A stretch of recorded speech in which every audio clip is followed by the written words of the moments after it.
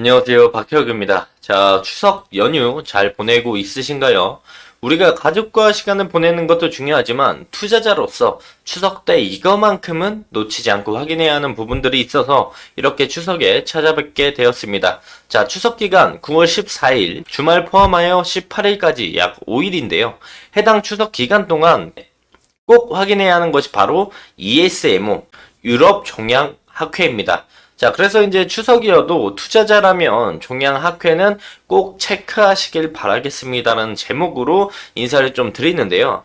이 에스모는 유럽 종양학회로서 세계 3대 암학회로 평가되고 있는 만큼 해당 내용들은 중요하다고 볼 수가 있는데요. 최신 암 연구 동향을 공유하기 위해 관련 산업계, 학회가 한자리에 모이는 만큼 국내 기업들은 자사의 신약 후보 물질과 플랫폼 기술 등을 알릴 수 있는 절호의 기회로 여겨지고 있습니다. 자, 글로벌 제약사와의 대규모 기술 도출, 라이센스 아웃, 공동 개발 등의 기회를 잡을 수 있는 큰 무대가 될 수 있어서 기대할 수 있는 부분들이 많이 있다라고 볼 수가 있는데요. 자, 에스모 일정이 9월 13일부터 9월 17일 딱 추석 기간과 겹치면서 해당 결과에 대한 부분들이 시장에 반영되는 건 바로 19일 목요일에 반영될 가능성이 매우 높기 때문에 관련 내용들과 포인트들 하나씩 확인하고 넘어가도록 하겠습니다. 자, 기본적으로 에스모의 이제 국내 주요 참가 기업들을 확인해 볼 필요가 있는데요. 대표적으로 7개 기업을 볼 수가 있습니다. 해당 기업들 제외하고도 젠큐릭스, IBM BDX, 유틸렉스, 에이비온 등등 이외에도 많은 기업들이 참가하는데요. 대표적인 7개 기업 위주로 이야기를 좀 해보도록 할 거고요. 자, 추석 동안 진행될 에스모 결과에 대해서 해당 종목들은 추석 동안 응축된 상승 모멘텀을 폭발을 시킬 것이냐, 아니면 부정적인 결과로 인해서 낙담하며 주가가 조정을 받을 것이냐가 정해질 예정입니다. 그래서 해당 종목 하나하나 중요한 포인트가 무엇인지 추석 때 헤드라인 기사로 짧게 우리가 무엇을 체크해야 봐야 되는지 전달 드리도록 하겠습니다. 자, 첫 번째는 유한양행입니다. 자, 유한양행은 국산 항암 신약 최초로 미국 식품의약국 FDA의 허가를 받은 레이저 티닙을 들고 에스모로 향합니다. 자, 레이저 티닙은 유한양행이 개발한 비소세포 폐암의 치료제 신약이죠. 제품명은 우리가 알고 있듯이 렉나자로 유통이 되고 있고요. 그리고 비소세포 폐암의 치료제가 왜 중요하냐면 폐암 환자의 85%가 비소세포 폐암의 환자들이다 라고 볼 수가 있기 때문에 해당 부분들이 좀 중요하다라고 우리가 해석을 해볼 수가 있겠고요. 자, 레이저 티닙은 지난달에 미국 FDA 허가를 받으면서 마일스톤을 달성을 했죠. 그래서 이 마일스톤을 6천만 달러를 받는 기사들을 확인해 보셨을 거라고 생각을 합니다. 그래서 FDA는 얀센의 항체 신약 아비만 탄압와의 병용요법으로 레이저 티닙을 승인을 한 건데, 그러니까 레이저 티닙과 아비만 탄압 이 두 개를 같이 사용을 해서 레이저 티닙을 승인했다라고 볼 수가 있는 거죠. 국내 항암제가 FDA 허가를 받은 것은 이번이 처음으로 해당 내용들이 매우 중요하다고 볼 수가 있습니다. 우리가 이 유럽 종양학회 에스모에서 봐야 할 포인트는 뭐냐? 레이저 티닙과 아비반 탄압의 SC 병용요법이 주입 관련 반응을 평가한 임상 이상 연구 결과 우리가 중요하게 봐야 할 포인트고요. 또 이제 존슨앤존스의 마리포사2 연구 레이저 티닙과 아비반 탄압의 병용요법, 그리고 그 타그리소 아스트라제네카의 타그리소 단독요법과 비교를 직접적으로 진행을 한 2차 중간 생존 데이터를 공개를 합니다. 그래서 이 해당 발표가 긍정적으로 나오게 된다라고 한다면 이 아스트라제네카의 시장 점유율을 뺏어올 수 있는 기회가 되기 때문에 해당 데이터 결과가 긍정으로 나온다면 주가 상승 요인에 매우 긍정적으로 받아들일 수가 있겠고, 만약에 부정적으로 나온다면 아스트라제네카의 시장 점유율을 뺏을 수 있는 기회가 사라지면서 주가는 조정받을 가능성이 있다라고 충분히 볼 수가 있습니다. 그렇기 때문에 해당 발표 결과가 어떻게 나오는지를 우리가 주목해 봐야 되고, 추석 때 바쁘시더라도 짧게라도 검색을 해봐가지고 나오는 헤드라인 기사를 봤을 때 긍정이냐 부정이냐를 좀 확인을 해본다라면 그게 상승에 대한 모멘텀이 될지 아니면 조정이 나올 수 있을지를 미리 예상해 볼 수 있다라고 말씀을 드릴 수가 있겠고요. 자, 두 번째는 한미약품입니다. 한미약품은 EZH1, EZH2 이 이중 저해제인 HM97662 임상 전략에 대해서 발표를 합니다. 그래서 임상 일상 설계 배경과 비임상 연구 결과에 대한 내용들인데 HM97662는 악성 림프종과 같은 혈액암은 물론 다양한 고형암을 유발하는 토수의 일종인 EZH2와 EZH1을 동시에 저해해서 단일 억제 기전 항암제 대비 효력과 내성 극복도 가능할 것으로 우리가 보고 있는데 어렵죠. 그래서 이거 읽고 제가 쉽게 설명드릴 거예요. 후성화학적 유전자 EZH2는 현재 치료제가 없거나 기존 항암요법으로 치료가 어려운 다수의 재발 혹은 불응성 암종에서 돌연변이 또는 과발현되어 있는 발암 유전자다. 다만 EZH2를 선택적으로 이제 시킬 경우에는 EZH1이 활성화가 돼가지고 내성을 유발할 수 있어서 이 EZH1과 2를 동시에 억제하는 저해제가 필요하다라고 많이 나와 있습니다. 그래서 이 EZH1과 2를 이중 저해, 둘 다 저해를 하는 강력한 항암 효과를 전임상에서 입증을 한 것이 한미약품의 HM97662라고 볼 수가 있겠고, 현재 이제 한미약품 제대로 개발하고 있는 회사는 없다라고 볼 수가 있어요. 그래서 포인트로 보는 건 이 단일 억제 기전 항암제 대비의 효력과 내성 극복 효과가 얼마나 좋은지를 볼 수가 있는 건데, 이거를 조금만 쉽게 설명을 드리면 이게 종양이 이렇게 있어요. 종양이 이렇게 있고 이 종양을 이제 커지는 걸 억제하는 유전자 세포가 있거든요. 이 억제하는 유전자 세포가 우리 몸속에 있는데 이 나쁜 종양을 커지는 걸 방지하는 이 억제하는 유전자 세포를 또 억제하는 게 EZH2와 EZH1입니다. 그래서 얘네가 활성화가 돼서 얘를 자꾸 억제시키면 종양이 커지니까 또 얘네를 억제하는 거를 만드는 게 HM97662라고 보시면 될 것 같아요. 그래서 세포가 커지는 걸 막는 좋은 유전자 세포가 있는데 걔를 또 억제하는 게 EZH1과 2다. 근데 EZH2를 저해시키면 EZ1이 내성이 생기니까 한 번에 둘 다 잡는 게 필요하다. 그게 HM97662다. 그래서 이거에 대한 효력 그리고 내성 극복 효과에 대한 결과가 나오는 거기 때문에 기본적으로 이제 EZH1이나 EZH2 단일 억제 기전 항암제 대비에 효과가 당연히 좋아야 되고 내성 극복 효과가 얼마나 좋은지 이 결과를 우리가 주목해 볼 필요가 있겠다. 이 결과를 좀 주목해서 봤을 때 긍정적으로 나오게 된다면 그 부분은 또한 임상 일상으로 넘어갈 수 있는 매우 중요한 역할을 할 것으로 생각이 되고 해당 내용들이 또 주가에 긍정적으로 작용할 수 있기 때문에 이런 부분들을 참고해서 보시면 좋을 것 같고요. 자, 그 다음은 이제 HLB입니다. HLB는 에스모에서 자사표적 항암제 리보세라닙과 관련돼서 9개의 연구 결과를 발표하는데 우리가 메인으로 봐야 하는 것들은 미국 FDA 승인을 노리고 있는 항암제 리보세라닙 관련 내용이라고 볼 수가 있습니다. 자, 리보세라닙과 캄렐리주맙 병용요법으로 이번 임상 3상 데이터를 발표하는데 이걸 메인으로 꼽을 수가 있다라고 볼 수가 있는 거죠. 그래서 이제 두 가지 포인트를 좀 볼 수가 있는데 자, 첫 번째 포인트는 전이성 암 환자에 대한 리보세라닙과 옵디보 이 두 가지의 병용요법의 임상 1상 안전성 결과가 나옵니다. 그래서 2020년에 결합조직 암학회에서 발표를 했었을 때 긍정적인 임상 1상 결과를 확인했고 1상에 대한 결과가 긍정적이었기 때문에 이번 에스모에서도 안정성 결과가 긍정적일 것을 예상하고 있기 때문에 이 부분은 크게 걱정이 되지 않은 부분들이고 그리고 두 번째 포인트로 본다고 한다면 간암 환자를 대상으로 진행된 리보세라닙 그리고 캄렐리주맙 병용요법에 대해서 약물 항체 작용을 평가한 임상 3상 데이터를 발표를 한다라는 겁니다. 작년 12월부터 HLB 주가를 보시면 아시겠지만 강하게 끌어올리기 시작한 것도 해당 병용요법에 대한 내용들이 나오면서 주가가 올라가기 시작을 했어요. 그래서 2023년 12월부터 지금까지 주가가 이렇게 올라왔을 때 3만원대에서 주가가 13만원까지 올라왔거든요. 그래서 이 HLB의 주가를 움직였던 건 리보세라닙과 캄렐리주맙의 주마비 메인이라고 우리가 볼 수가 있고, 그래서 이번 HLB가 에스모에서 보여주는 것도 이게 정말 중요한 메인이다. 주가를 좌지우지할 수 있는 내용들이다라고 볼 수가 있어요. 그래서 우리가 기사를 한번 확인해 본다라고 한다면 폐암에서도 범용성 재입증을 했다라고 하고, 폐암 이상에서도 유효성을 입증을 했고, 최적의 효능, 간 독성 높은 환자에게도 최적의 효능들을 보여줬고, 그리고 캄렐리주마비 FDA 실사를 통과하면서 HLB 주가가 또 강한 상승을 보여줬고, 리보세라닙도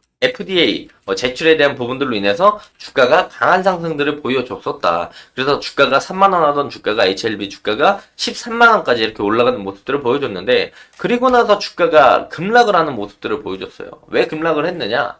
FDA 허가 불발, 그리고 FDA 신약 허가 지연, 그리고 불발로 인해서 보완 이후에 재도전한다라는 내용들이 나오면서 주가가 급락을 했다가 다시 또 반등하는 모습들을 보여줬습니다. 그렇기 때문에 주가가 엄청난 변동성을 만들어줄 수 있는 매우 중요하게 작용하는 요인이라고 볼 수가 있겠고, 이번 에스모를 통해서 삼상 데이터에 대한 내용과 함께 FDA 재심사에 대해서 더욱 긍정적인 모습을 보여주면서 주가에도 긍정적인 반영이 될지 데이터 결과에 대한 여부를 우리가 매우 주목해 봐야 된다라고 말씀을 드릴 수가 있겠고요. 자, 다음은 ST팜입니다. ST팜은 항암 신약 후보물질인 바로스파립의 글로벌 임상 1상의 안전성 데이터를 발표했는데, 에스모에서 이제 안전성뿐만 아니라 진행형 고형암 환자에게 STP-1002의 약동학 데이터와 방사선 사진 평가를 통해서 관찰된 항종양 활성 기록도 함께 공개할 거다. 근데 이 약동학이 뭐냐? 이 부분을 좀 우리가 알아야 되겠죠. 약동학은 이제 약이 몸 안에 들어오고 흡수가 되고 몸속에 퍼지죠. 분포가 되고, 그리고 배설을 통해서 몸 밖에 나갈 때까지 혈액과 각 조직에 발견되는 약의 농도가 시간에 따라 어떻게 변하는지 과정을 설명하는 방법이라고 할 수 있는데, 어렵죠? 쉽게 설명하면 약이 몸에 투약이 되고 몸에서 퍼지고 농도가 시간에 따라 어떻게 변하는지 이 데이터를 약동학이라고 부릅니다. 그래서 이 약동학의 데이터가 있어야 추후에 이제 투여량을 좀 정할 수가 있는 거죠. 그래서 이 약동학 데이터도 같이 발표를 한다는 걸 우리가 주목해 볼 필요가 있겠고, 그렇기 때문에 우리가 주목을 해야 되는 건 임상 1상의 안전성 데이터, 그리고 약동학 데이터, 이 부분을 좀 주목해서 봐야 된다라고 말씀을 드릴 수가 있겠고요.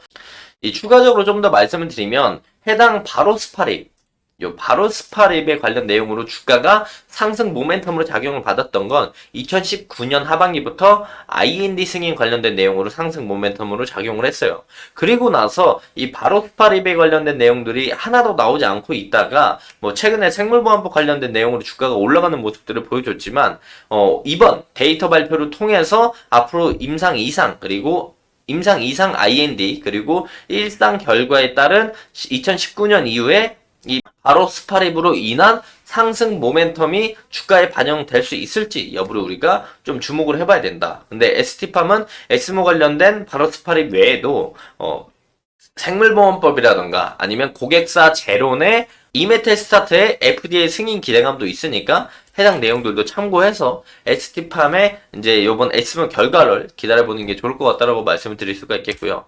자, 다음은 티움바이오인데요. 티움바이오는 어떤 걸 공개하느냐?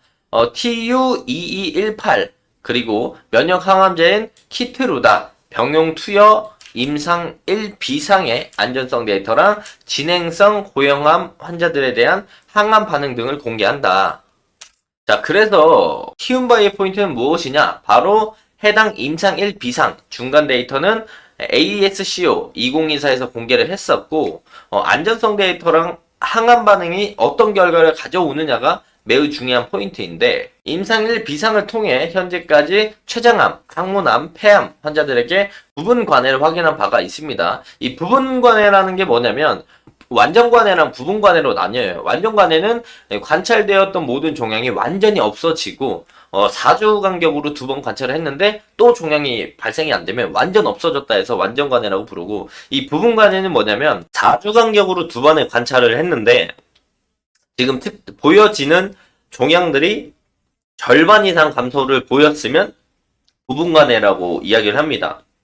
제일 좋은 건 완전 관해겠죠. 근데 임상 1 비상에서 부분 관해가 발견되었다면 임상 2상, 임상 3상으로 넘어가면서 이 부분 관해가 완전 관해로 바뀌는 그런 부분들을 우리가 기대해 볼 수가 있겠고요. TU2218은 면역 항암제의 활성화를 방해하는 성질 전환 성장 인자랑 혈관 내피 생성 인자를 동시에 차단을 하는 작용을 하면서 면역 항암제의 효과를 극대화시키는 약물이다. 그러니까 극대화시키는 역할을 하기 때문에 좀 쉽게 설명을 하면 그 아드레날린, 뭐 스팀팩 이렇게 생각을 해볼 수가 있겠죠.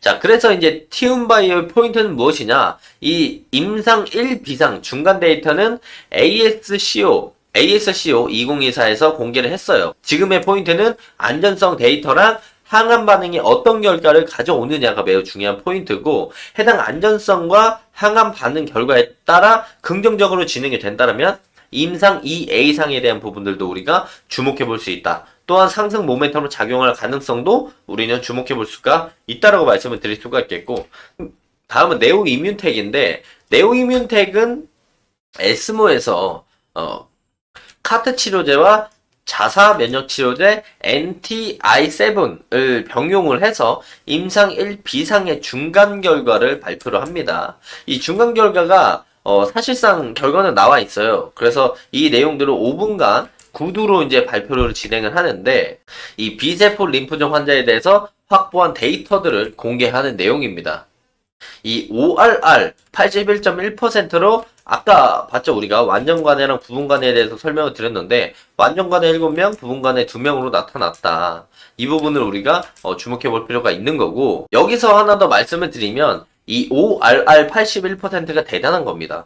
대부분 비세포 림프종 환자의 ORR은 50%가 평균입니다. 근데 네오이뮨텍의 병용요법은 81%가 넘어가기 때문에 라이센스 아웃을 충분히 기대해 볼 수가 있습니다. 자, 라이센스 아웃을 왜 기대해 볼 수 있느냐? 이번 에스모에서 발표된 긍정적인 데이터를 바탕으로 카트와 이제 NT-I7 병용치료 기술 이전을 본격적으로 추진할 생각을 네오이뮨텍이 가지고 있어요. 그렇기 때문에 해당 결과, 그리고 ORR 81%가 넘어가는 이 부분들을 생각해 봤을 때 발표 내용이 매우 긍정적인 것으로 확인을 볼 수가 있겠고, 그렇다면 이 부분에 있어서 라이센스 아웃을 우리는 주목해 볼 필요가 있겠다. 그러면 네오이뮨텍이 해당 임상 발표를 통해서 라이센스 아웃을 진행하게 된다면 네오이뮨텍에 대한 주가는 상승하는 모습들을 우리가 예상해 볼 수가 있겠죠. 그래서 네오이뮨텍은 해당 발표 이후에 라이센스 아웃의 여부를 우리가 주목해 볼 필요가 있겠다라고 말씀을 드릴 수가 있는 거고요. 자, 마지막으로 루닛입니다. 자, 루닛은 인공지능 바이오마커인 루니스코프 IO를 활용을 해서 진행성 위암 환자를 대상으로 면역 항암제 병용 치료 효과를 예측하는 연구 결과를 발표를 하는데, 자, 회사 측에서 이야기를 하는 거는 병용 치료 환자군은 단독 치료 환자군에 비해 무진행 생존 기간 중간값이 더 개선이 되었다. 무진행 생존 기간은 PFS라고 우리가 부르는데, 이게 뭐냐면 암 환자들이 치료하고 있는 도중이거나 치료가 끝난 이후에 해당 내용들이 악화되지 않는 경과 시간들을 우리가 PFS 무진행 생존 기간이라고 해요. 근데 이 무진행 생존 기간이 개선됐다라는 점들을 연구 결과를 발표한다라는 거고, 이 연구 결과는 루니스코프의 면역 표현형 분류가 전 세계 발병 암종 중에 7.7% 차지하는 위암 환자의 치료 반응을 예측할 수 있다라는 것들을 다시 한번 인정하는 그런 연구 결과를 발표한다라고 보시면 좋을 것 같습니다. 자, 최근에 루닛이 로슈 진단 병리 플랫폼과 통합을 하면서 주가가 강한 상승을 보여줬죠.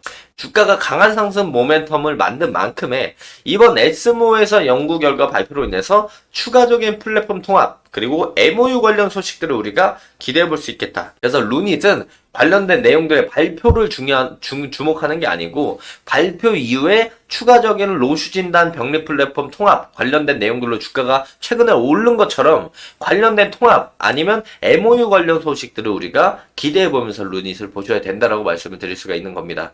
그래서 이제 해당 결과 발표에 대한 내용들이 중요한 회사들이 있고, 내용들은 공개가 되어 있고, 그 내용으로 인해서 라이센스 아웃이라던가 아니면 MOU라던가 아니면 플랫폼 통합이라던가 이런 것들을 주목해야 하는 회사들이 나뉘고 있다라는 겁니다. 그래서 그런 부분들을 참고하시면서 결과를 중요하게 봐야 되는지, 그 이후에 퍼포먼스를 중요하게 봐야 되는지, 그 부분을 참고하시면서 해당 기업들 보시면 좋을 것 같다고 말씀을 드릴 수가 있겠고요. 자, 추석인데도 불구하고 관련 내용들 끝까지 시청하시느라 고생 많으셨으며 ESMO 관련 내용들 꼭 참고하시면서 추석에 좋은 결과와 함께 마무리하셨으면 좋겠습니다. 자, 금일 영상 여기서 마무리하도록 하겠습니다. 영상 끝까지 시청해 주셔서 감사합니다.